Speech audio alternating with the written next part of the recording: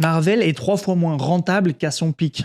On va se faire un petit calcul assez simple, hein. On n'est pas ici en études de maths sup, maths spé, et on est encore moins économiste. On va se faire une sorte de bénéfice relatif. C'est-à-dire que, en partant des chiffres qu'on a là, si le budget comprend le film et le marketing autour du film, et ensuite les recettes au box-office, on fait les recettes moins le budget alloué à la production du film, et on en trouve entre guillemets un bénéfice relatif. Il n'est pas totalement vrai du tout, on est sûrement loin du compte, mais c'est pour imager mon propos. Pendant la phase 3, hein, vous le savez, c'était le boom. On a fait plus de 11 films pour 2,3 milliards de budget et d'investissement dans ces 11 films qui ont rapporté 13,4 milliards de dollars. Si on fait le calcul, il reste 11 milliards entre guillemets de bénéfices relatifs. Ils ont fait environ 460% de bénéfices. Attention, des chiffres à prendre avec des pincettes, je répète. Puis, crise du Covid, chute, moins de gens au cinéma, mais le MCU intéresse de moins en moins parce que la phase 5, eh bien, c'est malheureusement une rentabilité de 198%, avec le même calcul cette fois-ci. Et puis, la phase 6, bon, il n'y a qu'un seul film, donc c'est un peu touchy de faire un calcul dessus, mais eh bien, on descend à 300 millions de bénéfices relatifs et donc environ 153%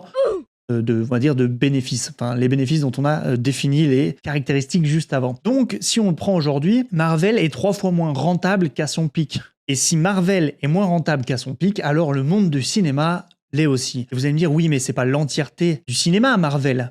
Bah, vous avez totalement raison.